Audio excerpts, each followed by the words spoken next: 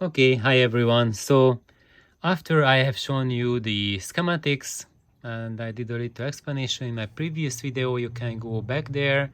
Now I'm going to tell you what this thing is about.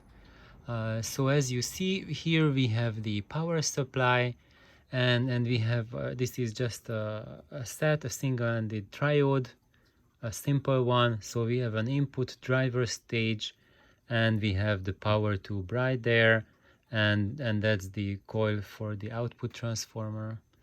And basically what's happening here, what this diode tweak is doing, basically it means that we are inserting diode or diodes into the power supply.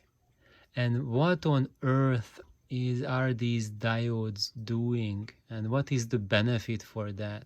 Because essentially your rectifier tube is a pair of diodes. Wouldn't that be enough to have a good power supply, to have diodes there? Why are we placing diodes over here? Is that truly necessary, or is it going to ruin your tube amp's tube sound and make it into a solid state sound? Not at all.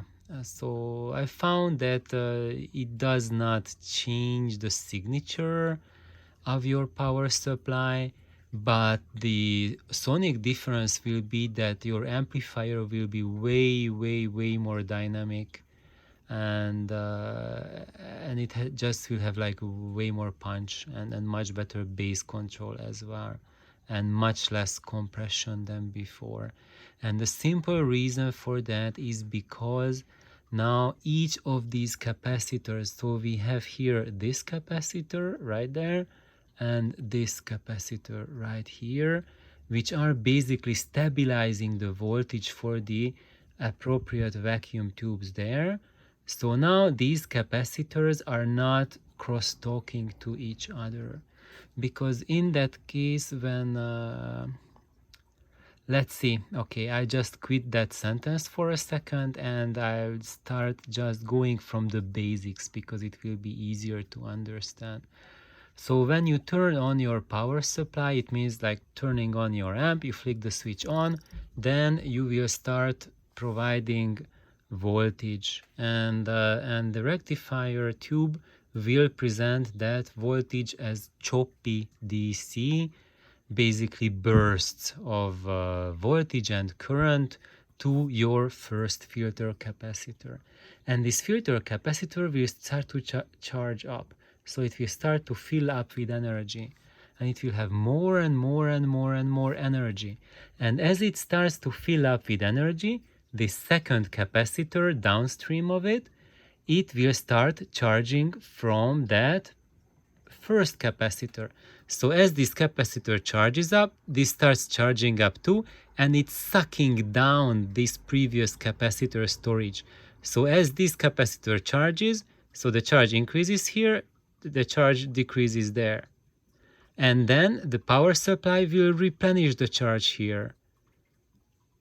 So that's how capacitors work. They basically try to charge up if there is an incoming electron source, which is presented by your transformer, and they lose their charge if there's something else that's sucking them. So basically your second capacitor will start to charge up as soon as this capacitor has voltage in it, and it will have more and more voltage. And then this will provide all the storage for your power tube plus your input / driver tube as well. And let's see, so when this is charging up, then this last capacitor will start to charge up as well. So it will start to suck this second capacitor dry as it charges, and then will make this charge go slower because you have to charge both capacitors. And then after you turn on your amp, probably a few seconds after that, everything goes into an equilibrium. So as like each of them like charge up and down, and then they balance out and they will have a uniform charge. which is totally awesome. So at that point, when the charge is uniform, the diodes don't matter at all. However, what happens when there is music signal coming in? So as the music signal hits your input tube, the input tube's voltage changes. And as there is a voltage drop on your input tube's plate, then it wants to compensate it from this capacitor. So it's basically discharging this capacitor. And after this capacitor is discharging, it wants to suck energy from that cap upstream of it. So this capacitor starts losing a little bit of energy as well. And then, but at this point, like how much effect this capacitor has on that one is not that big. Partially because the current that this input tube draws is very little compared to the current the power tube does. And there's also a resistor in between the two, which slows down the charge rate. So there's a delay, and basically it's like a big wave coming from here, and the resistor acts like a dam that breaks the wave down, or maybe like a garden hose, which limits the amount of water that can go through it. And up to this point, we are kind of okay because the power tube has been impacted, but only by a tiny bit, maybe like 0.1% less energy is available for it to use. But now comes the problem, because now as the power tube starts to do its job, now it's going to have a significant impact on this reservoir. And because there's that monstrously big impact, it's going to have an impact on this capacitor as well. So imagine there was a big drum beat, boom. So at this point, we drained maybe 1% of this capacitor here, but we drained like 25% of this cap here. And after that drainage, it wants to recharge.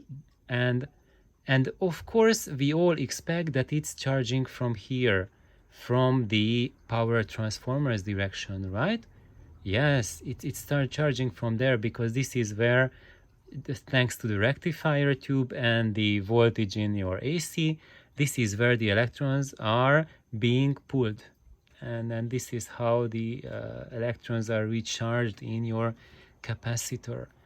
But the problem is that this cap, it's not an intelligent thing, and it doesn't say, okay, I'm just charging from here. No, it's charging from wherever it can. So it means charging from here and charging from there as well. And now this is a major problem, because when there's that big drum beat, it's depleting the capacitance that is supposed to store energy for the input tube. So as you have that big drum beat coming up, there is no energy left for your input tube to handle, to amplify the small signals that are riding in its wake. So for example, you are listening to an orchestral piece, let's say one of Uno Clamis pieces, where there's like a full orchestra going on, and there's a tremendous timpani blast in the middle of it. And if you do not have these diodes, then what happens in your amplifier is that timpani blast, it just depletes the input tube's filter capacitor to such a degree that you will hear that there is a smearing, so you cannot hear the details of the orchestra, kind of like the whole thing is collapsing on you, and it starts to become mushy and smeared, and it gets kind of like a sweet sound. So that's why, like, a lot of people are saying that tubes just sound so sweet. You cannot have any details of it, but it's just so sweet. And that's not because of the vacuum tube, but it's because of a poorly designed power supply, so that it doesn't have the energy, doesn't have the reservoir, the resources to supply energy for small signals when there are big signals present as well. So this is why a lot of amplifiers sound absolutely magical and fantastic when you are listening to quiet music, but when you turn up the volume, it just becomes a mess because the reservoir is getting drained by your power tube.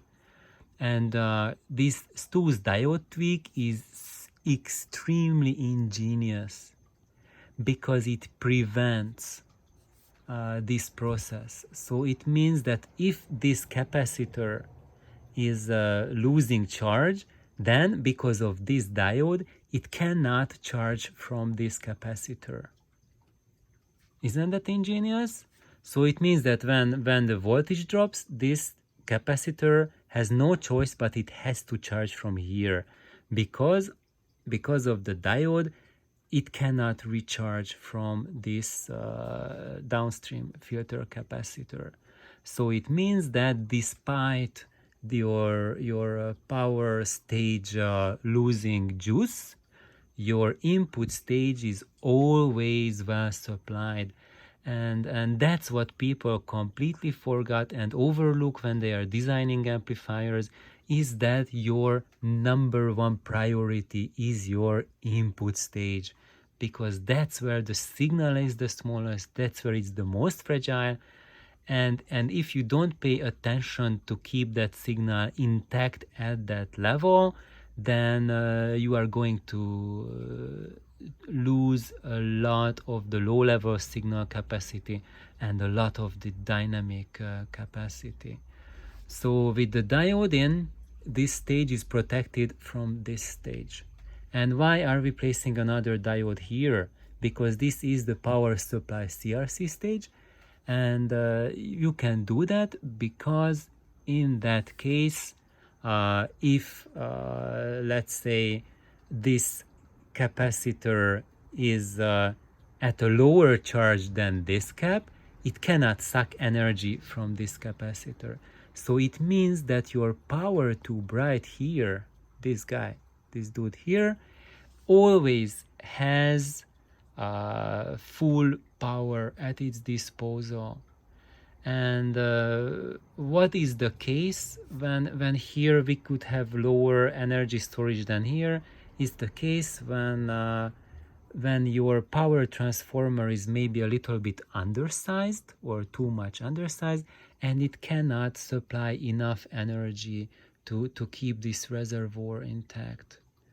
And in that case, and basically in every case, if you put a diode between each of your pi filters, that's going to boost your power supply even more. And it's also going to cut down a little bit at the hum level, because it's going to prevent a bunch of the hum that occurs between the two stages. And it also does something really critical, I think you have all noticed by now, is basically it stops motorboating.